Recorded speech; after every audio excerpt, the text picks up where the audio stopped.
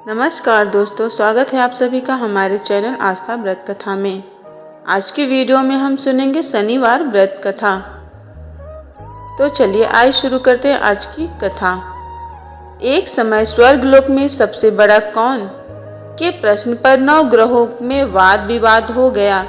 विवाद इतना बड़ा कि परस्पर भयंकर युद्ध की स्थिति बन गई।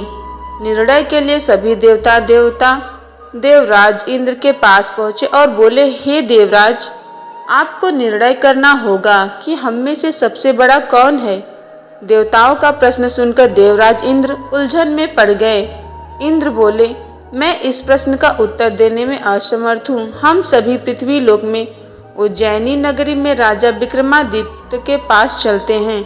देवराज इंद्र सहित सभी 9 ग्रह देवता उज्जैनी नगरी में पहुंचे। महल में पहुंचकर जब देवताओं ने उनसे अपना प्रश्न पूछा तो राजा विक्रमादित्य भी कुछ देर के लिए परेशान हो उठे, क्योंकि सभी देवता अपनी अपनी शक्तियों के कारण महान थे। किसी को छोटा या बड़ा कह देने से उनके क्रोध को प्रकोप से भयंकर हानि पहुंच सकती थी।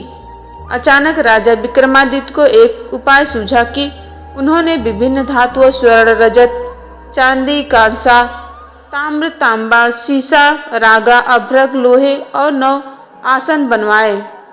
धातुओं के गुणों के अनुसार सभी आसनों को एक दूसरे के पीछे रखकर उन्होंने देवताओं को अपने अपने सिंहासन पर बैठने को कहा। देवताओं के बैठने के बाद राजा विक्रमादित्य ने कहा, आपका निर्णय तो स्वयं हो गया। जो सबसे पहले सिंहासन पर विराजमान है वही सबसे बड़ा है। राजा विक्रमादित्य के निर्णय को सुनकर शनि देवता ने सबसे पीछे आसन पर बैठने के कारण अपने को छोटा जानकर क्रोधित होकर कहा, राजा विक्रमादित्य, तुमने मुझे सबसे पीछे बैठाकर मेरा अपमान किया है। तुम मेरी शक्तियों से परिचित नहीं हो। मैं तुम्हारा सर्वनाश कर दूंगा।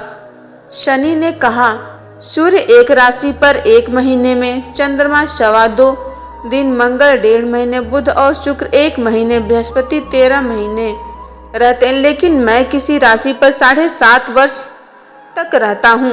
बड़े देवताओं को मैंने अपने प्रकोप से पीड़ित किया है। राम को भी 7.5 के कारण ही वन में जाकर रहना पड़ा और रावण को 7.5 के कारण ही युद्ध में मृत्यु का शिकार बनना पड़ा।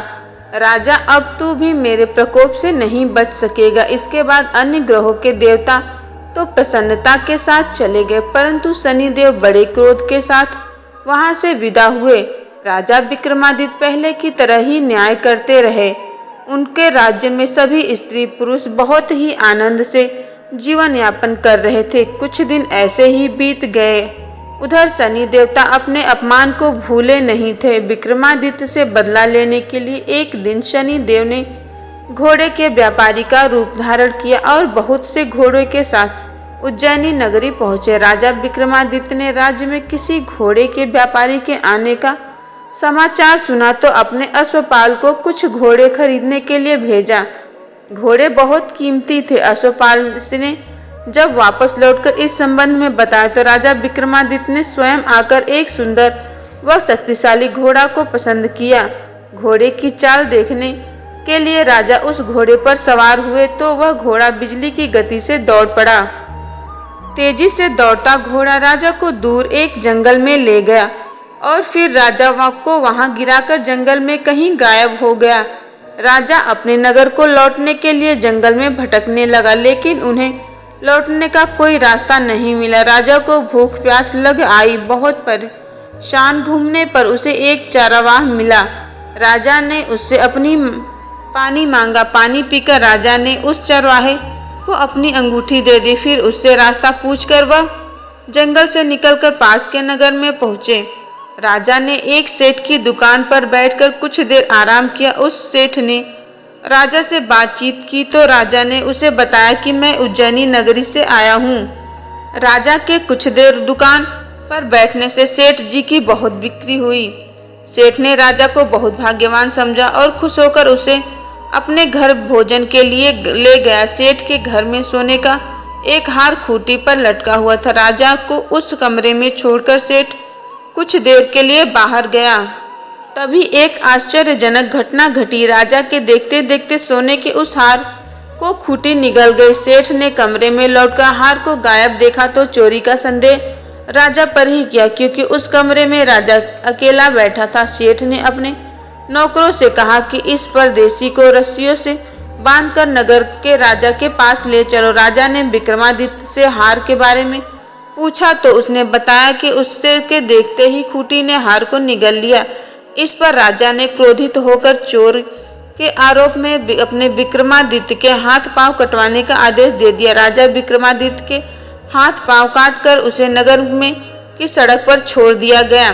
कुछ दिन बाद एक तेली से उसे उठाकर अपने घर ले आया और उसे अपने कोल्हू पर बैठा दिया। राजा आवाज देकर बैलों को हाँकता रहा। इस तरह तेली का बैल चलाता रहा।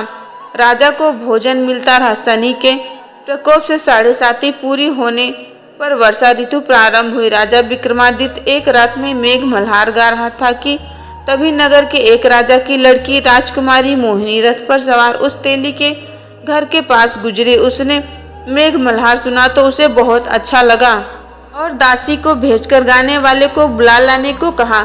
दासी ने लौटकर राजकुमारी को अपना अपंग राजा के बारे में सब कुछ बता दिया। राजकुमारी उसके मेघ मल्हार से बहुत मोहित हुई, अतः उसने सब कुछ जानकर भी अपंग राजा से विवाह करने का निश्चय कर लिया। राजकुमारी ने अपने पिता माता से जब यह बात कही तो हैरान रह गए। रानी ने मोहिनी को समझाया कि बेटी, तेरे भाग्य में तो किसी राजा की रानी होना लिखा है, परंतु फिर तू उस अपंग से विवाह करने अपने पांव पर कुल्हाड़ी क्यों मार रही है। राजकुमारी ने अपनी जिद नहीं छोड़ी। अपनी जिद पूरी कराने के लिए उसने भोजन करना छोड़ दिया और प्राण त्याग देने का निश्चय कर लिया।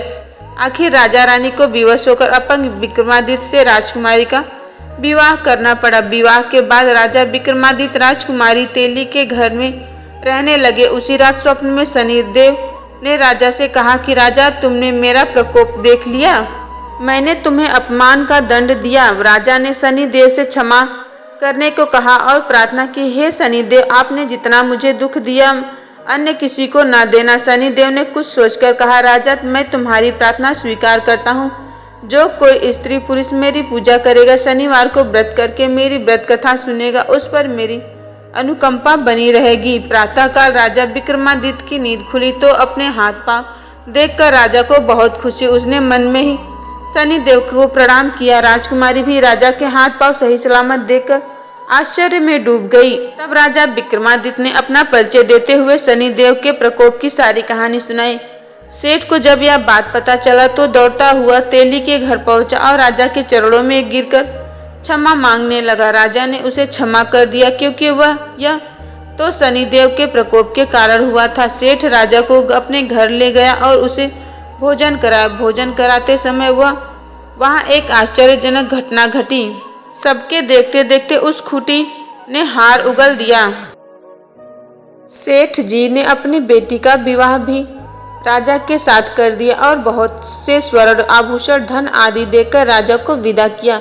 राजा विक्रमादित्य राजकुमारी मोहिनी और सेठ की बेटी के साथ उज्जैनी पहुंचे तो नगर वासियों ने हर्ष के से उनका स्वागत किया। अगले दिन राजा विक्रमादित्य ने पूरे राज्य में घोषणा कराई कि शनिदेव सब देवों से सर्वश्रेष्ठ, प्रत्येक स्त्री पुरुष शनिवार को उनका व्रत करे और व्रत कथा अवश्य सुने। राजा विक्रमादित्य की घोषणा से शनिदेव बहुत प्रसन्न हुए और शनिवार का व्रत करने और व्रत कथा सुनने के कारण सभी लोगों को मनोकामनाएं पूरी शनिदेव की अनुकंपा से होने लगी। सभी आनंद पूर्वक रहने लगे। बोलिए प्यारे भक्तों, सब मिलकर शनिदेव भगवान की जय। सो फ्रेंड्स, आशा करते हैं यह वीडियो आपको अच्छी लगी होगी। अगर यह वीडियो अच्छी लगी हो तो प्लीज़ हमारे चैनल को लाइक, सब्सक्राइब और शेयर कर दें। मिलते हैं नेक्स्ट वीडियो में, तब तक के लिए धन्यवाद। आपका दिन शुभ और मंगलमय हो।